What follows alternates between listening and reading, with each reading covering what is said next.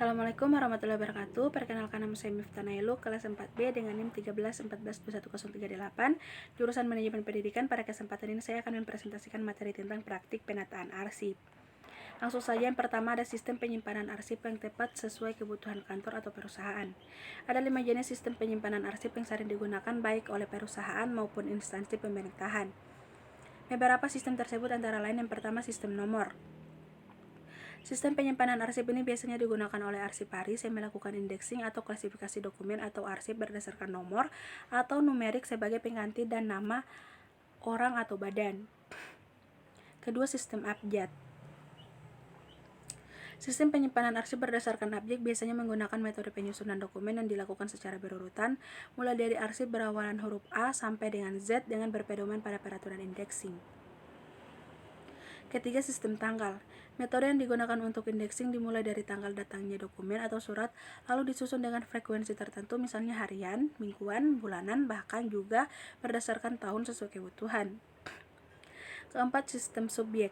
Sistem penyimpanan arsip ini digunakan untuk menyimpan arsip yang dikelompokkan berdasarkan jenis masalah yang sering terjadi. Kelima, sistem wilayah. Sistem penyimpanan arsip yang terakhir adalah geographical filing system. Jika Anda menggunakan sistem ini, biasanya arsip akan dikelompokkan berdasarkan daerah atau wilayah yang tertera pada alamat surat atau dokumen. Selanjutnya, sistem klarifikasi indeks dan kode arsip menurut sistem penyimpanan. Sistem klarifikasi indeks dan kode arsip adalah bagian terpenting dari sistem penyimpanan arsip. Berikut adalah beberapa sistem klarifikasi indeks dan kode arsip yang dapat digunakan sesuai dengan jenis sistem penyimpanan arsip. Yang pertama, ada sistem klarifikasi. Sistem klarifikasi melibatkan pengelompokan dokumen dan file berdasarkan topik atau subjek. Kedua, sistem indeks. Sistem indeks melibatkan pengelompokan dokumen dan file berdasarkan urutan abjad. Ketiga, sistem kode arsip numerik. Sistem kode arsip numerik melibatkan pengelompokan dokumen dan file dengan nomor kode yang unik. Keempat, sistem kode arsip alfanumerik. Sistem kode arsip alfanumerik melibatkan pengelompokan dokumen dengan file dengan nomor kode yang mengandung kombinasi huruf dan angka. Kelima, sistem kode bar.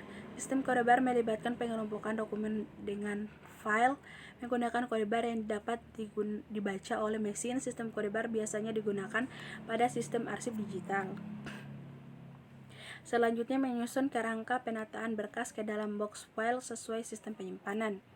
Dengan menyusun kerangka penataan berkas ke dalam box file sesuai sistem penyimpanan, dokumen akan tersimpan dengan rapi dan mudah diakses melalui dengan kategori atau topiknya.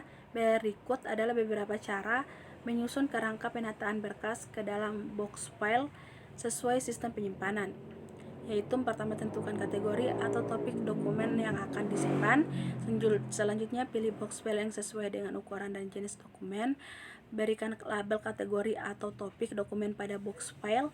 Siapkan dividers atau pembatas untuk setiap kategori atau topik dokumen. Tentukan urutan kategori atau topik dokumen. Selanjutnya, sisipkan dokumen ke dalam dividers atau pembatas. Berikan label pada setiap divider atau pembatas. Selanjutnya, terakhir, pastikan box file tertutup dan rapat dan aman. Sekian, itulah presentasi dari saya. Wabillahi taufiq wal hidayah. Wassalamualaikum warahmatullahi wabarakatuh.